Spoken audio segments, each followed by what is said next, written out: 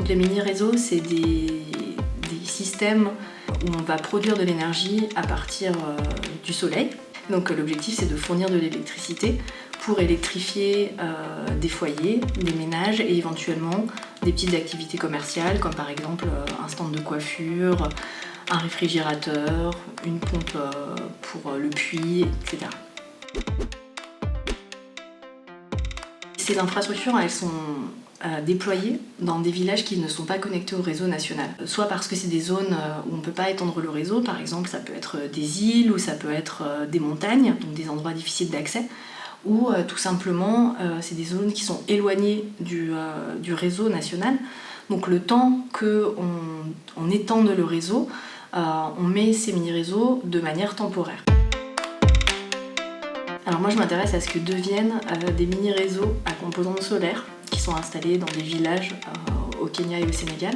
Donc je m'intéresse à la question de la maintenance et à l'entretien de ces installations. Moi ce que j'essaie de comprendre c'est pourquoi, alors qu'il y a énormément d'investissements pour de nouveaux projets, pour développer l'accès à l'électricité, face à cet engouement pour développer de nouvelles infrastructures, il y a finalement assez peu d'investissements, assez peu d'intérêt pour la pérennité de l'accès à l'électricité, qui est une tension qui n'est pas uniquement dans le solaire, qu'on retrouve dans beaucoup d'autres types d'infrastructures également. Et donc quand on regarde les statistiques, elles ne sont pas très bonnes, c'est-à-dire que par exemple sur le Sénégal, sur lequel je travaille, il y a une étude récente sur un grand programme qui a installé à peu près 100 mini-réseaux. Et une étude qui a été faite récemment montre qu'il y a la moitié de ces mini-réseaux qui ne fonctionnent plus et qui ont arrêté de fonctionner en moyenne 6 ans après le début du projet, alors que c'est des infrastructures qui normalement peuvent durer jusqu'à 20-25 ans. Alors dans ma recherche, je fais une analyse multiniveau, donc c'est-à-dire que je m'intéresse autant aux usagers, donc aux villageois qui utilisent l'énergie solaire, qu'aux bailleurs de fonds, des institutions comme la Banque mondiale, l'Agence française de développement, l'État sénégalais, l'État kényan et toutes les institutions de ces pays. Je m'intéresse aussi aux acteurs au niveau plus local, comme les mairies, les entreprises qui ont la charge de ces mini-réseaux. Et j'utilise des méthodes principalement qualitatives, donc des entretiens semi-dirigés, quelques aussi ateliers, donc des entretiens collectifs avec des supports comme créer une carte du village, créer un calendrier de l'année pour voir quelles sont les saisons qui sont les plus difficiles financièrement. En fait, c'est un secteur, l'accès à l'électricité, qui draine énormément de ressources. Et donc il y a plein d'événements en ligne, surtout maintenant avec le Covid. Donc mon terrain, c'est aussi assister à des conférences d'investisseurs sur l'accès à l'électricité. Je navigue dans l'écosystème d'acteurs, c'est aussi comprendre les dynamiques et les intérêts d'acteurs internationaux. Donc voilà, mon terrain c'est à la fois là-bas et ici et aussi en virtuel.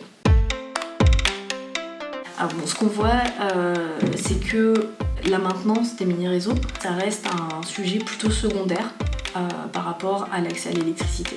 Le fait que c'est important de former les personnes locales qui vont veiller sur le mini-réseau et que cette formation ne doit pas être seulement technique, c'est-à-dire que quand on forme un ou une villageoise à l'entretien des panneaux solaires par exemple, on ne doit pas seulement travailler sur à quelle fréquence il faut nettoyer les panneaux solaires, comment est-ce qu'il faut vérifier l'état des batteries, mais il va falloir aller beaucoup plus loin pour avoir aussi des formations sur quel est le rôle de cette personne quand il y a des tensions dans le village.